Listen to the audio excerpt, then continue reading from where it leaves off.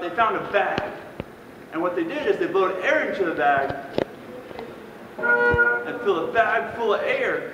And when the bag is all full of air, it starts making everything work. It makes sound. So whenever someone wants to play, he's got it right. He plays his ears. Just blow it up and get a lot of air and play it.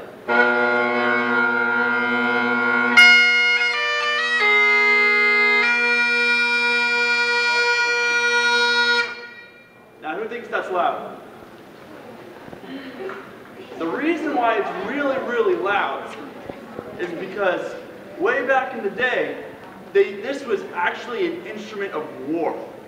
You know how we have drums and we have trumpets here? This is what Scotland had for signaling all their people when to attack and all kinds of crazy stuff like that. So whenever they'd go out to war, there'd always be a bagpiper somewhere off in the distance playing a bagpipe. And guess how far you can hear these on a clear day? A long way. How about 2 miles?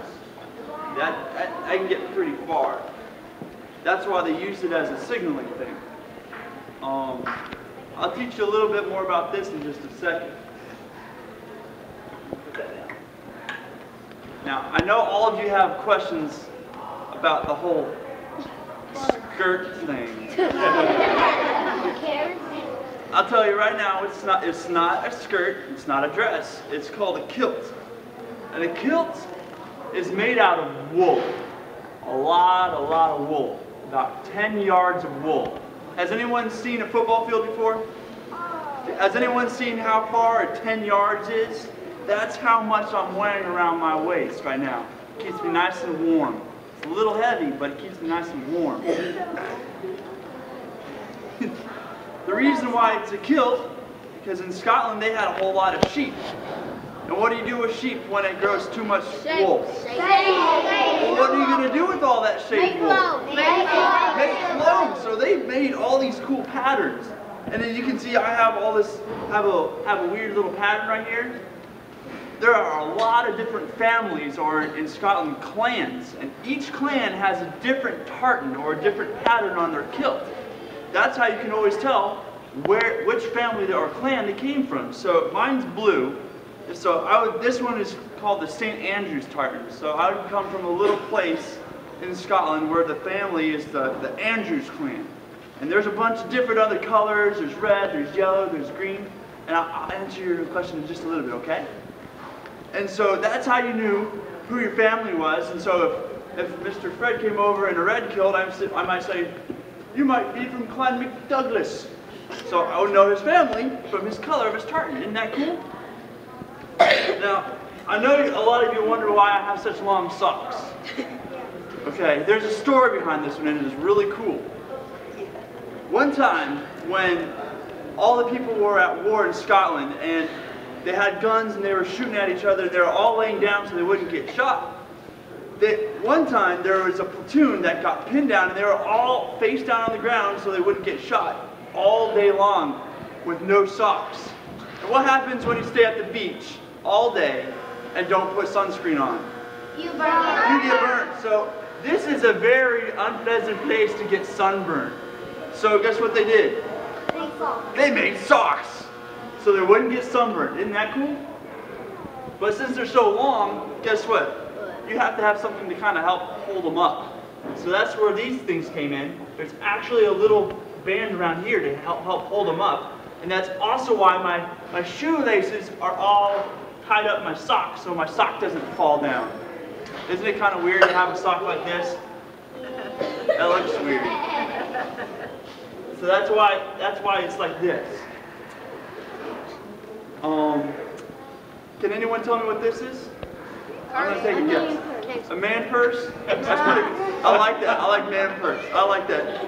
In Gaelic, what they speak in Scotland is called a sporran, which basically is a purse. It's a purse. I'll give you that.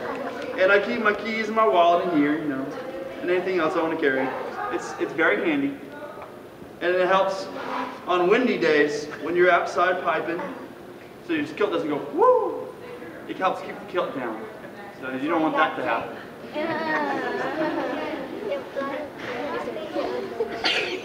have another piece that you probably didn't see because I was hiding. This is my hat. This is called a Glengarry. Let's put it on. You know what? Do you know what Glengarry translates to in English? What? A bonnet. So not only do I have a purse, I have a bonnet to go with it. And it's very, very snazzy. I don't know why they have this on the back. Maybe they just thought it looked really cool in the breeze or something. I don't know.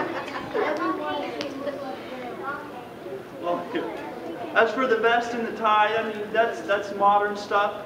Normally they'd have a whole lot more wool because so many sheep, they had more wool. They could wrap themselves up with it and they'd use it as a blanket. So that's a little bit about the uniform that I have. I want to play for you another song. Is that okay?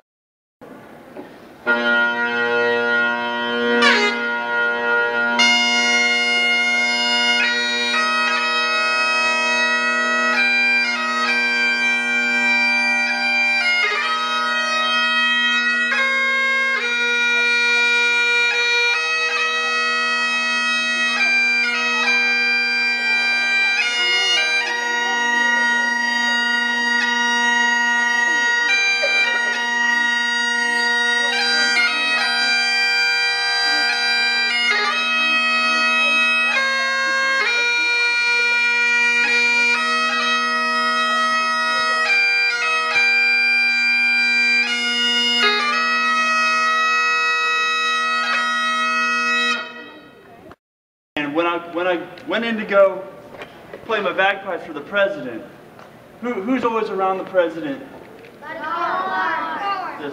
Those guards or Secret Service. And you know what they did to my bagpipes? They looked them all over. Do you know why they looked it all over? Make sure you had no weapon. Maybe it's a gun. It looks like a gun. It looks like a gun, which is really funny. I want to tell you a little story about that.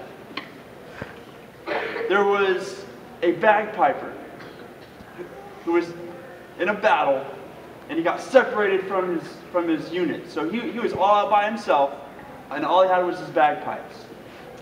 And as he's coming up on his enemies, he realizes they're coming at him, and all he has is his bagpipe.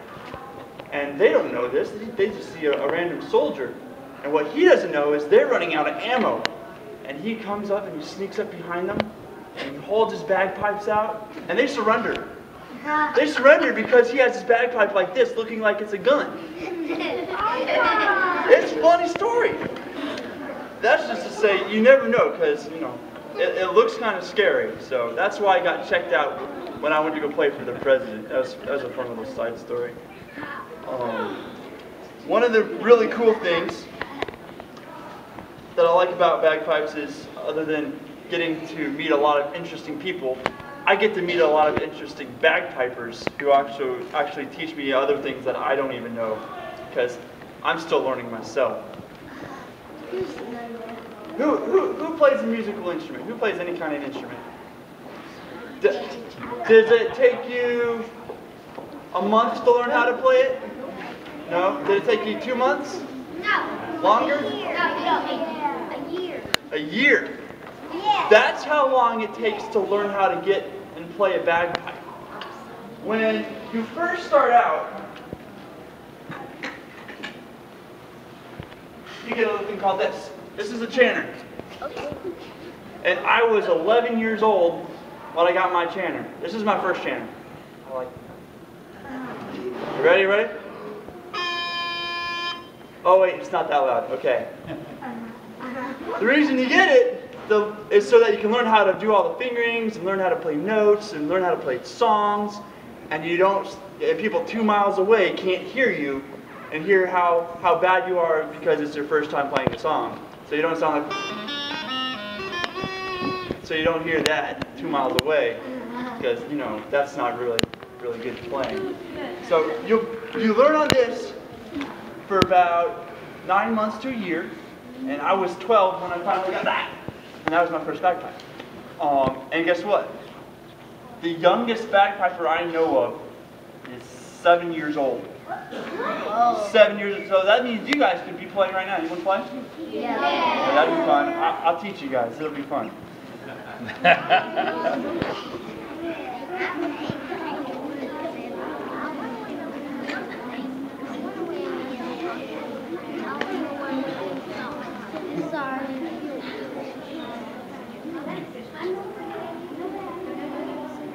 Now with bagpipes, there are a few different kinds of tunes that you can play.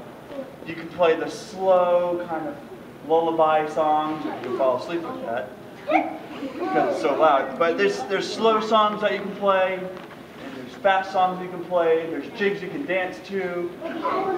Yeah. Do a jig. Do a jig? Yeah. Okay, I'll play you guys a jig. You can clap your hands if you want. No, do the jig.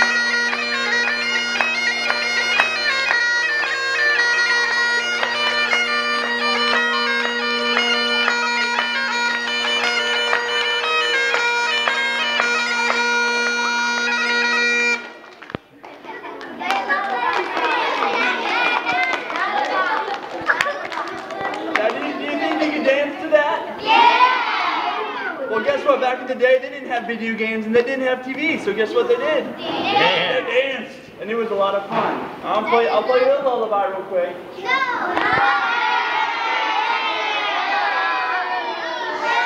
Okay, I'll play you a slow song. So it's not a lullaby; it's a slow song. Yes, lullaby. Okay. Listen.